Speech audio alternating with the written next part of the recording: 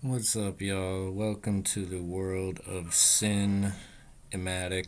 It's your boy Diego. Today I got a great film for y'all. This is Halloween, a 1978 film, a John Carpenter film, and this is just an amazing slasher horror film. So let's watch the trailer and let's get into it.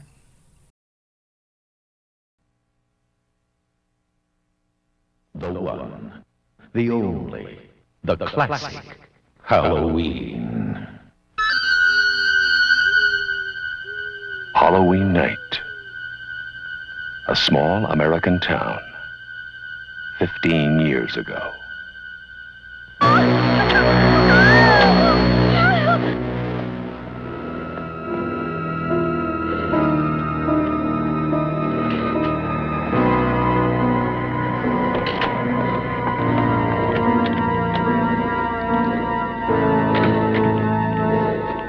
Michael?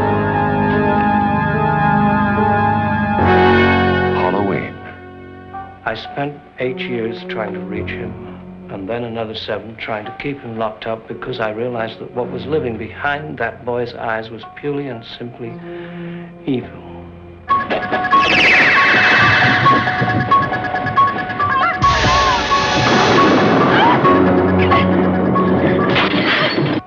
I think he'll come back. Exploring uncharted territory. Totally charted. Just talk. Sure. The only reason she babysits is to have.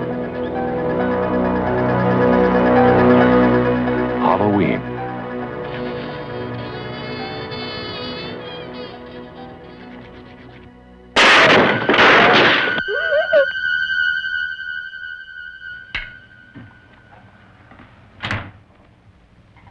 Okay, Linda. Come on out.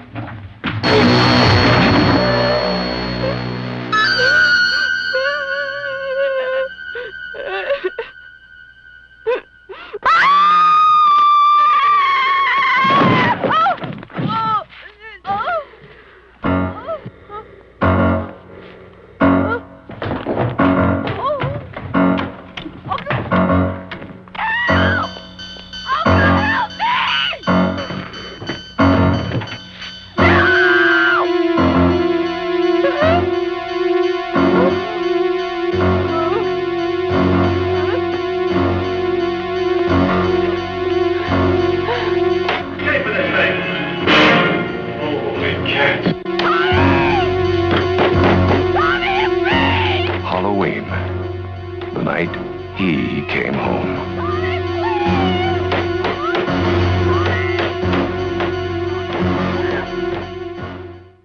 Alright, y'all. What is up? It's your boy Diego. We're back again, y'all. This is the world of cinematics, and this is Halloween, a 1978 film. Alright, this is 70s peak horror cinema, slasher cinema. This is amazing. This is a special film to watch and to relive a bit of glory of cinema, of the horror genre. This film really started it all of the slasher. Yeah, watching this is reliving history. We got Jamie Lee Curtis as the star role in this movie as I think her name's Lizzie or Lainey. Sorry, one second. It's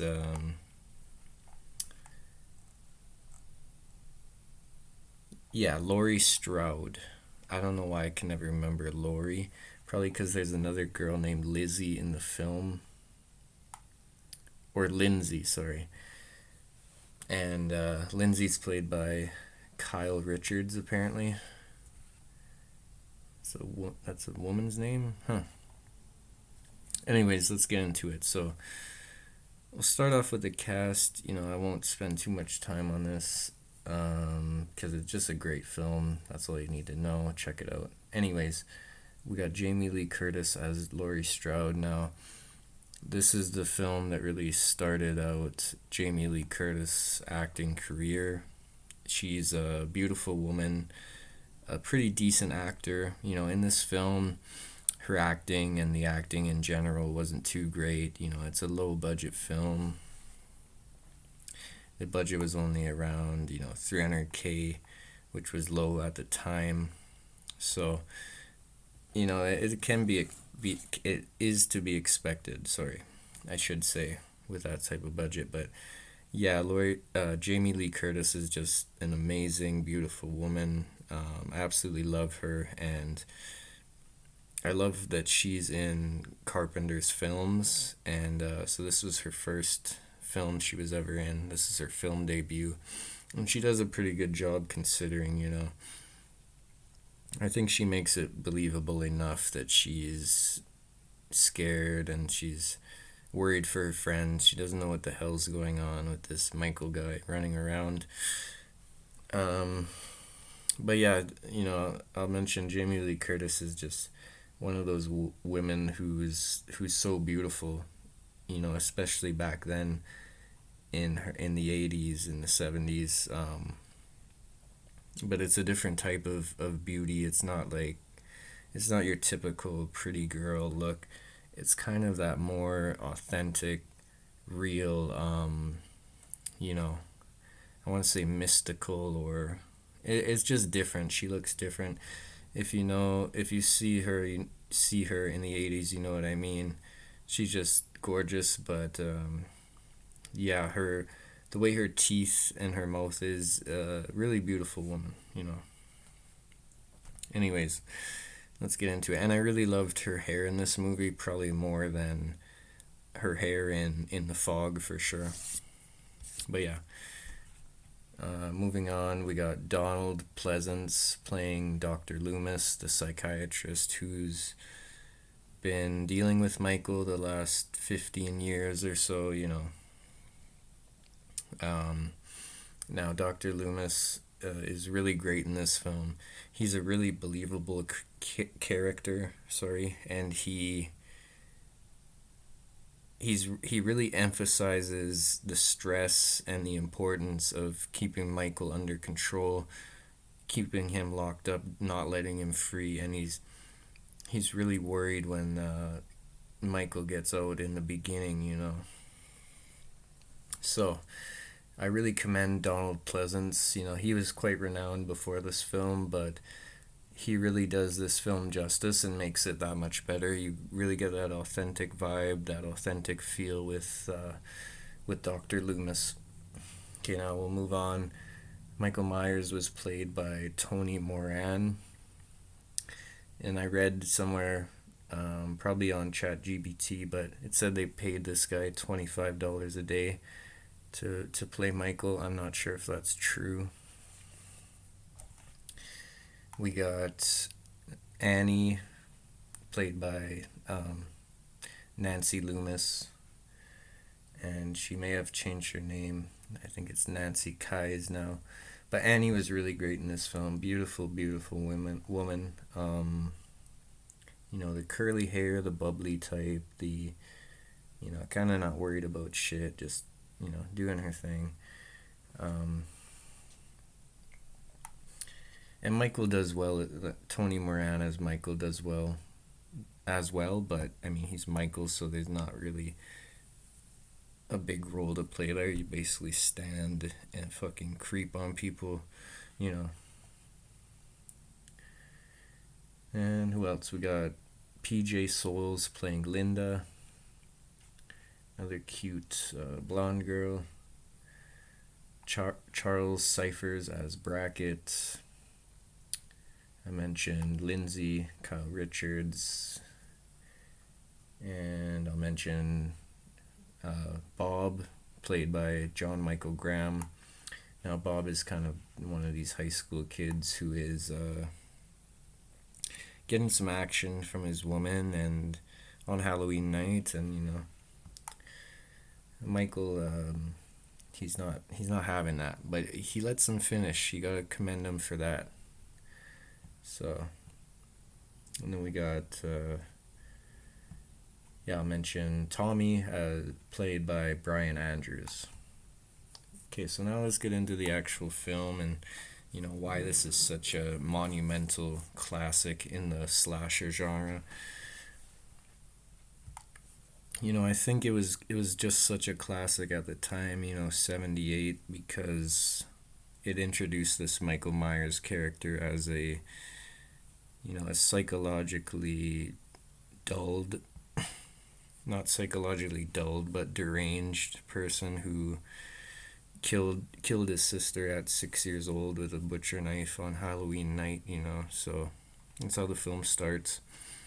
And then you fast forward 15 years to when I guess he's 22 or 23, and they're moving him out of this psychiatric ward for some reason, and Dr. Loomis is there, and he gets out and steals the whip somehow. So yeah, he steals the car and drives. I guess it's like 3 or 5 hours straight to Haddonsfield, Illinois, which is where the story is set in this movie. Now it's kind of funny. This thing was shot in California, but I guess they used fake leaves to make it look like Illinois in the fall. Kind of cool.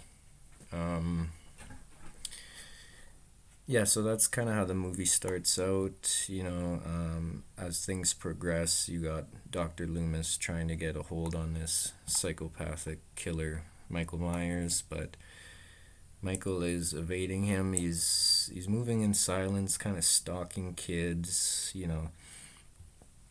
It's got a lot of good suspense and a lot of good, slow burn type horror again from Carpenter, which is nice. He did a lot of the same thing in The Fog, which was a absolutely great film. This one's good too, and this one came before The Fog, a couple years before, so yeah, really good work by this guy. Now, what I really liked about this film was when Michael was kind of stalking these folks. He would let them know he was there, but he would never let himself be seen. So he would be, hiding behind a tree, or he would break something, and then he would be nowhere to be found. So it was really cool. I thought the director did good with the music, especially adding suspense, that iconic piano music, which was written and composed by Carpenter, I believe, himself, which is interesting. This movie really killed it in the box office. Did 70 million worldwide on a really low budget. This made it one of the most successful independent films, ever made at that time. And they shot this thing in 20 days, so that's pretty quick. They used Steadicam shots to make the film look better, make it look more expensive. But when you watch this thing, you can tell it's a low budget, psychological horror, slasher horror. But what I really like in this film is it's a really good a really good real life depiction of a serial killer in Michael. He's psychologically not okay. He's got mental issues, which is evident in the beginning of the film.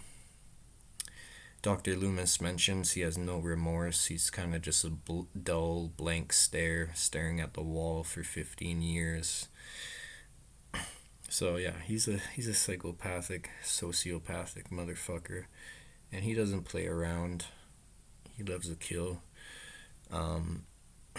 So I really appreciated how much detail and how much of the story they went into with Michael being a psychologically troubled kid, end up killing his sister to, breaking out of the psych ward. Pretty cool story, if I must admit. I'd say the visuals were pretty good in this. As I mentioned, the music, the suspense. Carpenter definitely knows what he's doing with these type of horror movies.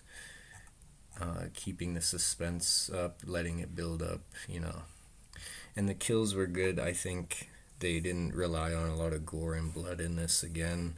There's quite a bit, but it's mostly just creeping. It's like this Michael guy is really good at stalking motherfuckers. The first few kills, I'm pretty sure, are not even bloody. They're just strangles or suffocation, you know. And then, yeah, to be honest, now we'll get into a few more things that I didn't really like, or I thought they could have done better on. Number one would be the acting. Jamie Lee Curtis was just kind of meh, you know, not the greatest, but hey, she's gorgeous, so I'll give her that. And yeah, some of the other kids, like her high school friends, you know, they weren't that great. I'd say Annie was a pretty good character, but some of the other characters, maybe, you know, Lindsay or Bob weren't that good. But I mean, they were decent. What can you expect from this type of low budget horror film, right? A few more things. Number two would be just I want to say, number two would be the lack of awestruckness, like lack of scariness, basically, just because I felt like the movie was getting dragged out with how long they were waiting for this Michael guy to make a move or go kill somebody, and his intentions weren't really clear throughout the whole movie. Like, I guess, yeah, the psychiatrist knew he was going back to his hometown where he killed his sister, but the reasons behind that weren't really clear. You know, I guess he was just going to dig up the woman the sister he killed, and yeah, he wanted to be with her. He wanted to kill more people, I guess, but it's not really clear, so I didn't really like that. And then number three was the ending. The ending I thought could have been better. It was a little dry for me. It was still good, and I like how they set it up for the sequels preceding this. Or I don't know if preceding was the right word there, but you know what I mean. The sequels in sequence to this. So they did good there.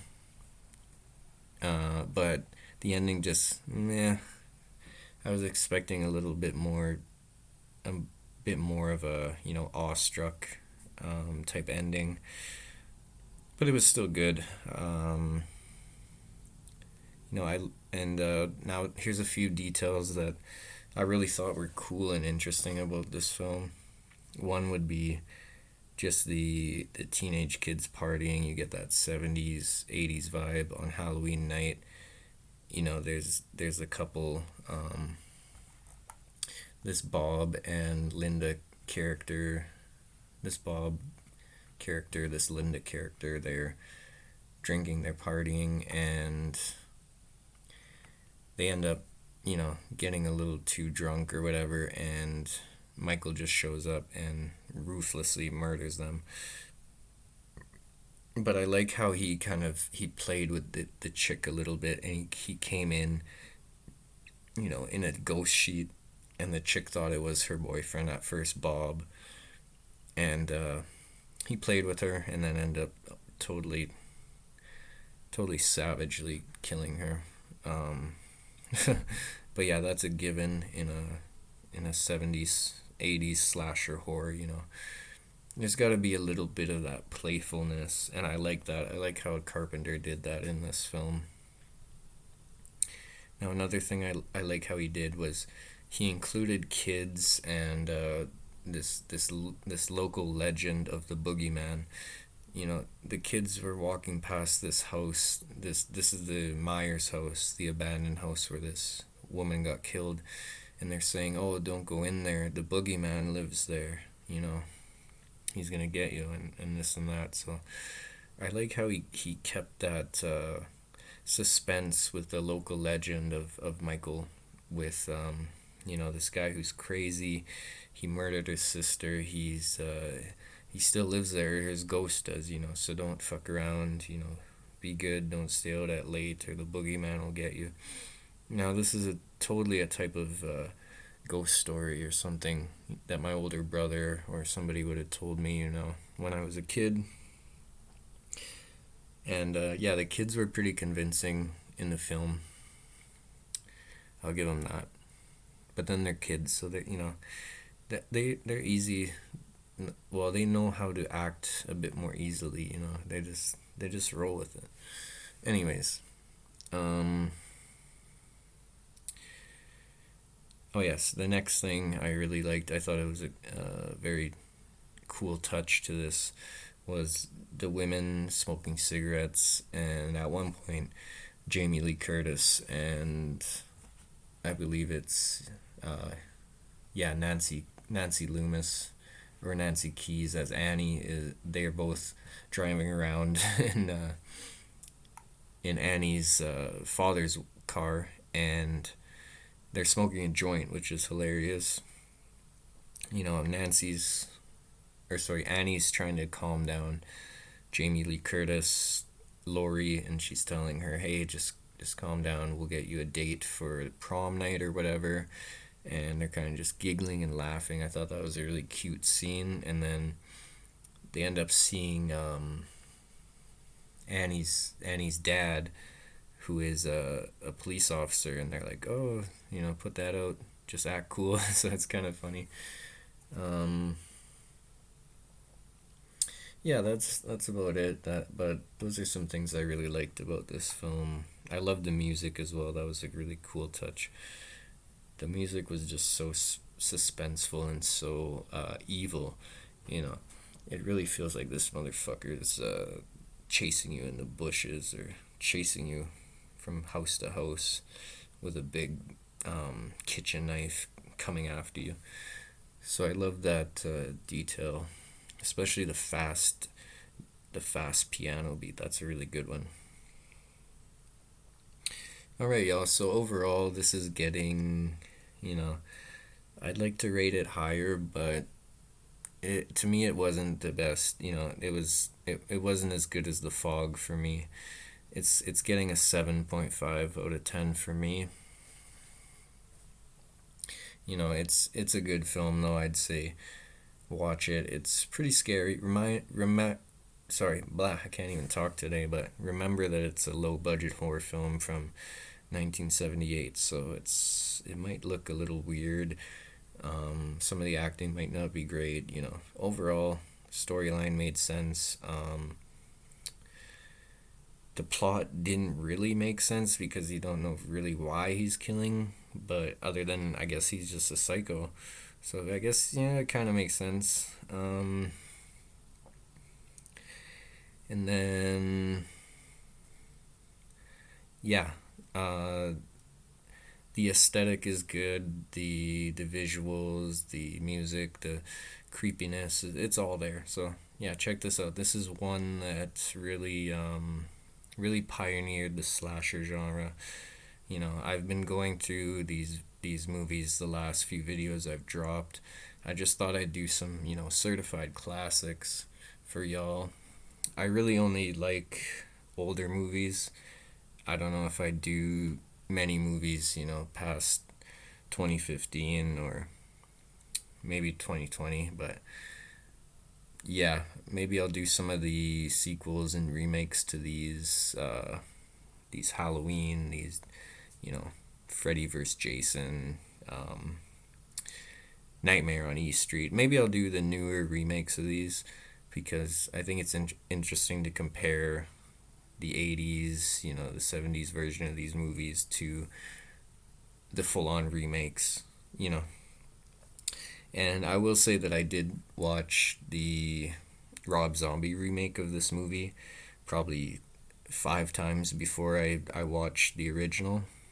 And yeah, so I really liked what Rob Zombie did. That's another video for another day.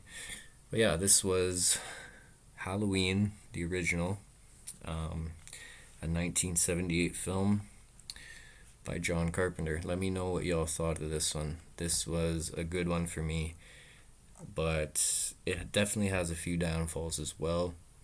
Overall, if you're a slasher fan, if you're a horror fan, definitely go see this one. If you're, even just a psychological horror fan, I'd say still go watch it, because it's interesting that he's a mental patient and he breaks free, So, alright, I think I talked enough on this one.